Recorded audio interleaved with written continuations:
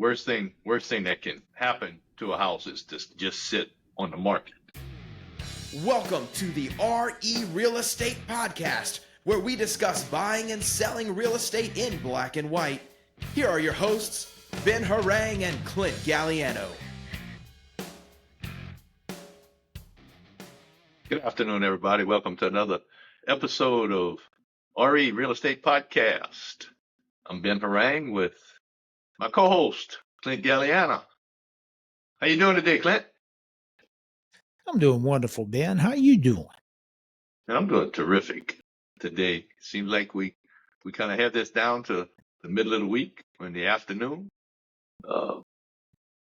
Breezy outside. Sun is in and out, but there's a 20 or 30 mile an hour wind that keeps kicking. Messes up my hair on occasion, but other than that, we safe and sound inside. So we'll get into it. What are we talking about today?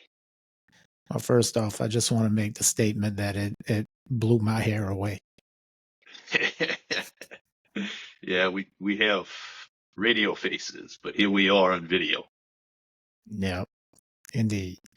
All right, so today we're going to talk about pricing strategy. I think we may touch on initial pricing strategy, but mainly overall pricing strategy for how we're going to get the property sold. Yeah. So why don't you take it away, Ben? All right. The first thing we do in coming up with a price, and when we list the house, we literally negotiating the list price with the seller to get it to where we think it should be to give us a chance to sell it. So we look at what's closed on the market in the neighborhood or as close as we can in the shortest amount of time in history. And then we also look at what's on the market, what's the competition. And then I look at expireds on the market, what was on the market and didn't sell and expired out of the market. And then we look at days on the market. So our average days on the market is in the neighborhood of a little over 120 days from list to close. So that's 4 months.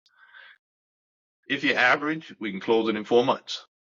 If it's above average, priced right, we'll close it sooner than that. If it's below average, not priced right, it'll take longer. So we put all of that into our magic dust, and we come up with a suggested range of a list price.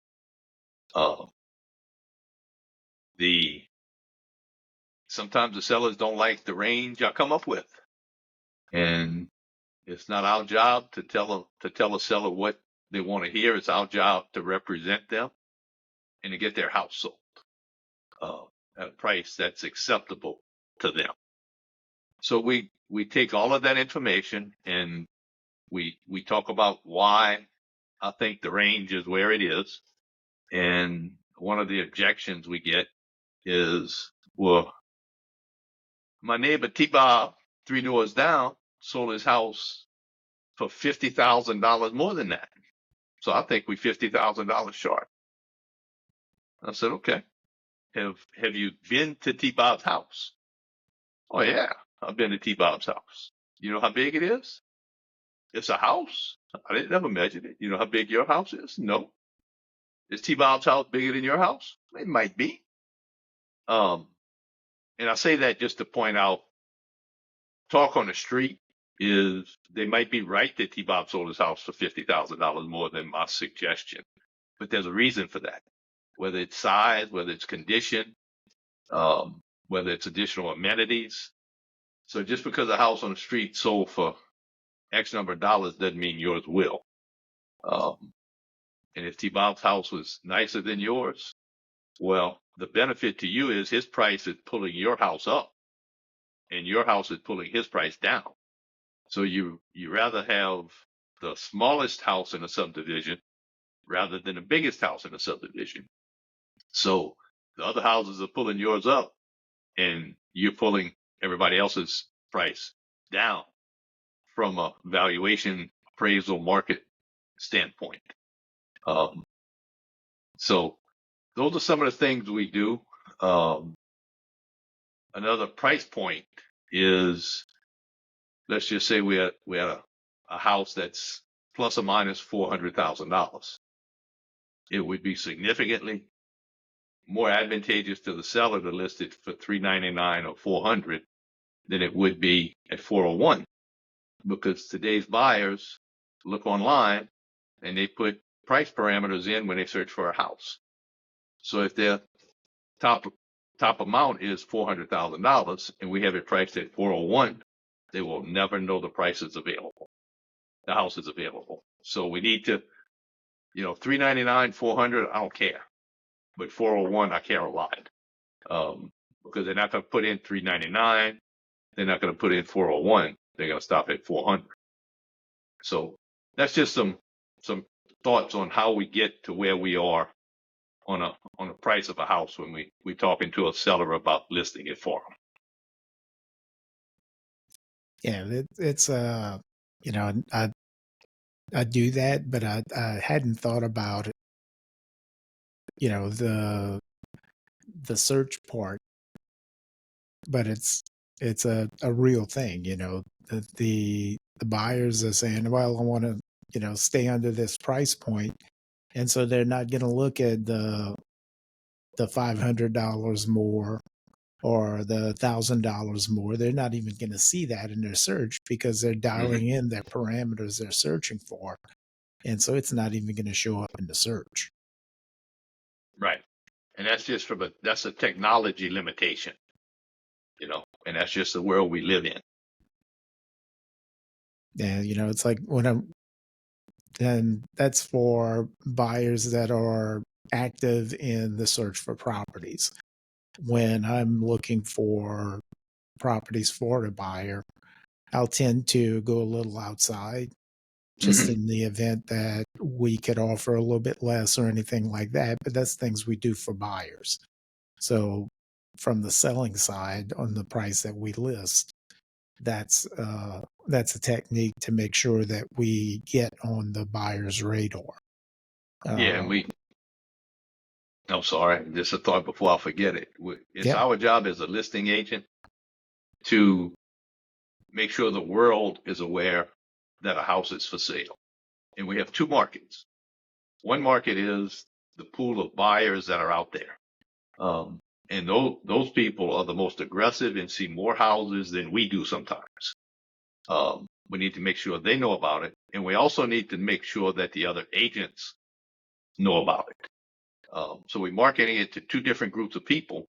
And the agents are the ones that will look outside the parameters, like Clint said, to try to find something that might be overpriced that they could maybe make an offer on. But I guarantee you, the buyers, if they're gonna go up to 400,000, they stop it at 400,000. Or if they at 375, they might go to 400 to look. They're not going to 401 unless they go into 4.25. They'll do it every $25,000. Some of them every 50,000. Some of them are just every 100,000. So the savvy agent will do exactly what Clint said. Look outside the parameters a little bit to see if there's something right outside the price range to make sure they don't miss something, because he's serving his buyer clients as he should. Yeah.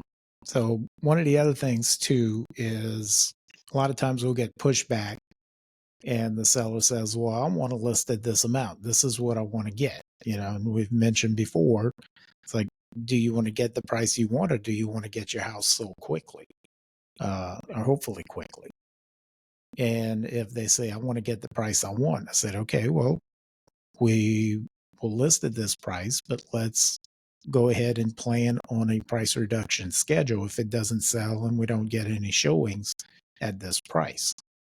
And just to let you know, some of the methodologies out there for determining the price. Ben's talked about how we go about doing it, but I want to highlight some. So One is a comparative market analysis. So that's how we go about determining the price that we think that a home will sell for on the market.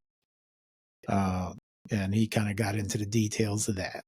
Another one is if the seller is still questioning what we come up with the comparable market analysis, is an appraisal. We can bring in a third party to appraise the property that's a licensed appraiser, and they can give their opinion of value. That's another way to arrive at a price. Doesn't necessarily mean that it's going to sell at that price, because that's that appraiser's opinion of value, looking in the back and not necessarily forecasting what he thinks it would sell at. That's just his opinion on what he thinks it's worth on that day. The ones that we don't want to use, and again, we kind of talked about it, is, well, my neighbor's house sold 2 years ago down the street and my house is better than his. Well, that's not a valuation methodology. Right. And the probably one of the more frequent ones that we hear, and it's also not a valid methodology for determining a price, is, well, if you think it'll sell for that, let's go $5,000 or $10,000 over, because the buyer, that'll give the buyer some room to negotiate down. That's probably one of the most frequent things I hear. Yeah, and there are people that won't buy something if they don't get a deal, and those people are probably bottom fishing anyway. And the buyers that are in the market are in the market for a reason, because they need to buy a house. So if the house is priced properly, they will know the price that the house is priced properly based on the houses they've seen, the condition the houses are in, the asking prices of the property, the neighborhood the properties are in. The buyers are very savvy about what the values are on a house. So when we go to close and we get a buyer, that we find a buyer that's willing to buy the house, then we need to get through the inspection and appraisal, and that's for another podcast. But if we're high on the list price and we get a buyer that's willing to pay it, we still have to get through the appraisal, which in all likelihood will knock it down, and then we have to renegotiate the price anyway. And as far as leaving room for negotiation, everybody wants a deal. I get it. But the closer the house is listed for, the closer the list price is to the actual sales price, the faster and more money it's going to sell for. We don't want to underprice it, but we want to get it very close to what the market value is, because there's buyers out there that understand the value and the options that are out there. We're in a buyer's market, but we have a limited inventory. So we still kind of at an equilibrium. You might have to give a little bit from the seller side to get it sold, but there are enough buyers out there for the right house. They're going to buy it. And as far as making an offer to have some room to negotiate, once we tell them, no, we're not negotiating, and the house is priced properly, either they were not going to pay the price anyway, or they're going to say, okay, I was just trying to get a deal, but I understand it's worth that in today's market. So I think it's better just to say no to an underpriced offer than it is to have it overpriced and negotiate the offer.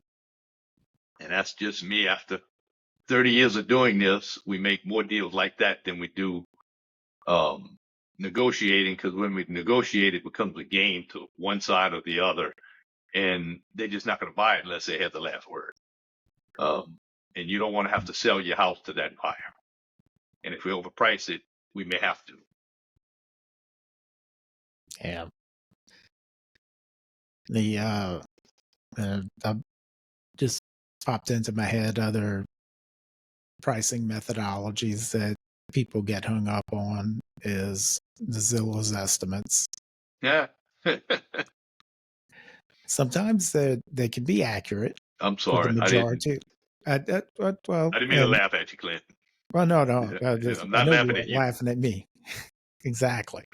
Uh, but people see that, and the ultimate issue is that all of these automated valuations are based on data, and they manipulate the calculations to give a price that's fairly accurate. But if the underlying data that they're using doesn't reflect what's actually going on in a market, or it's not updated frequently enough, or something like that, then it can give you an inaccurate estimated price. We've got our own automated price estimate tool, market value tool, whatever you want to call it. Mm-hmm. We've got it on our website in our mobile app, and it's based on publicly available data, but it doesn't work on every home. What I've noticed on a house in my neighborhood, there's one or two houses in my neighborhood that the valuation is off by $100,000 or more. Mm-hmm. And so I started digging into that because my background is data and analyzing data and stuff. And what I figured out is that uh, their assessed value was frozen because the owners were over 65. Mm-hmm. And probably about 15 years ago, which was about when the home prices were at about $150,000 in my neighborhood. Yeah. And so that is likely a big component of how they determine that value range in that algorithm. And so every one of these automated valuation tools uses something similar. And so we look at it and kind of use it as maybe a guideline, but we can look at it and say, oh yeah, that's out of whack. That's wrong. Right. And the more pieces of data we have to analyze, the more accurate the final price range is. Correct. If and look, you might have a house that deserves to be in the high end of the price range. And if it does, the buying public is going to acknowledge that. But most of us, me included, feel like my house, I made it my home over the last 30 years. And I appreciate it probably more than anybody else. If I put it on the market, the buying public may or may not share my opinion of my house. So I'll tell sellers sometimes that, look, you like your house, I get it. But you might end up buying your house to stay here if you like it more than the buying public. But if you can't stay here, then we need to find the next guy that wants to buy it. So you need to be realistic on the front end. And I tell people it sounds like I'm not advocating for the seller. I'm absolutely advocating for my listing clients because I want to get it sold. And it's a give and take between them and me. They need to make a decision whether or not they're going to hire me to list their house. I need to make a business decision if I'm going to take my time to try to sell a house that I may not be able to sell. So on occasion, I've been known to tell somebody, good luck and God bless you. I hope you sell your house. I can't help you because we can't come to terms on a price. And others have told me, look, I can't live with your price. So we need to do something else. And I get it. And one of us is wrong in that situation. I don't bet, but I think 30 years of experience tends to favor what I say as opposed to somebody that's trying to sell their own house and squeeze the last penny out of it. Yeah. So So hopefully one today one other thing, no, go ahead. one other thing, Clint touched on it, but we negotiating this, right? Because we both want the same thing. I want to sell your house. You want to sell your house. Let's work together and get it done. And if you want to try having it $5,000 or $10,000 above the price range, I'm not necessarily opposed. And I think Clint might have touched on it earlier. Let's have a predetermined timeline with a predetermined price reduction. If it's nothing happens in 7 days, 14 days, 21 days, 30 days, pick the timeline, but have it written down in the listing agreement in 14 days. If we don't have an accepted agreement on it, we're reducing it by X number of dollars. And we drive the price until the market responds. And I also tell people when it's overpriced, you don't know who's looking at your house online because it's all about online stuff. But I guarantee you, as soon as we lower that price, there's increased activity on the house. The new list price may not get it sold, but it's getting the activity, which proves people are watching it, which proves it's overpriced, which proves there are buyers out there. So you drive the price over time to find the real price. Because sometimes we're wrong. We're not infallible, but sitting there $25,000 overpriced with nothing happening, it doesn't do anybody any good. Certainly not the seller. So have a plan to drive the price to sell the house. Yeah, I've had that happen. Actually, that's a listing I have right now where we had maybe 2 showings over the last year. Mm-hmm. Yeah, and we've had 5 people reach out or schedule showings within the last week since we dropped the price again. Yeah. And it's like, okay, now we're getting interest. We're getting close. You might not be there yet, but you're like closer. Yep. And we see it happen over and over and over again. Worst thing that can happen to a house is to just sit on the market. So anyway, we're giving it our best shot as far as pricing because nobody really knows what the buying public's willing to pay for it. We think we have a pretty good idea, but until we actually put it on the market, we don't know. And when I like to get the house ready, and we talked about this in a previous podcast about having pressure on the house. The house is ready. We get the pictures. All the repairs have been made. It's ready to go. And it's like we're keeping the lid on a pressure cooker or a thoroughbred racehorse in the starting gate. We get it all ready, and then we release it to the market, and good things happen when it's done right. Yeah. Well, hopefully today we've explained at least how we think about pricing a property, and that it's not, well, we want to do this, and we want to do that. It's not about that. It's about getting your house sold in the optimum time frame for you. So hopefully you understand a little bit better on how we do that and how we get that done. So if you have any questions, you can call Ben or myself. Feel free to reach out to us. Our contact info is in the show notes. You can also like, subscribe, share, or comment to watch us on YouTube or whatever, however you feel like consuming it. Give us a holler. Yeah, Clint's the audio file. I don't like recording it, but I like having the video out there. I feel like it allows people to connect a little better than just the audio. So that's how we ended up doing it. We released the podcast on both audio and video platforms.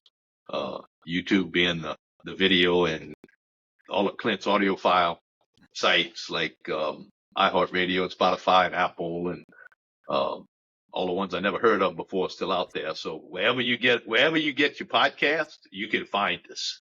And it's RE Real Estate Podcast. The website's realestatepodcast.com, and there's links to audio, video versions. We have a buyer series. We're working on a seller series. So there's a lot of good information for people that are in the market to buy and sell real estate. Just from two guys in South Louisiana that do it every day. Yeah. And if you have questions that you want us to answer on the podcast, go to realestatepodcast.com and look at the top menu for ask a question. You can leave us a question there and we'll answer it on the podcast. Absolutely. All right. Well, that kind of wraps it up for today, I think, Clint. Yes, sir. We'll see if I can go outside and not mess up my hair getting to my truck. And we'll see y'all next time. Have a good one. You too, Ben. Thanks. While we may discuss topics such as lending, interest rates, title law, real estate law, and appraisals in addition to real estate sales and transactions, please remember that we are only trained and licensed as real estate salespeople in Louisiana. The information shared on this podcast is for general purposes only and should not be taken as legal or financial advice. We may be agents, but unless we have signed paperwork stating otherwise, we are not your agents.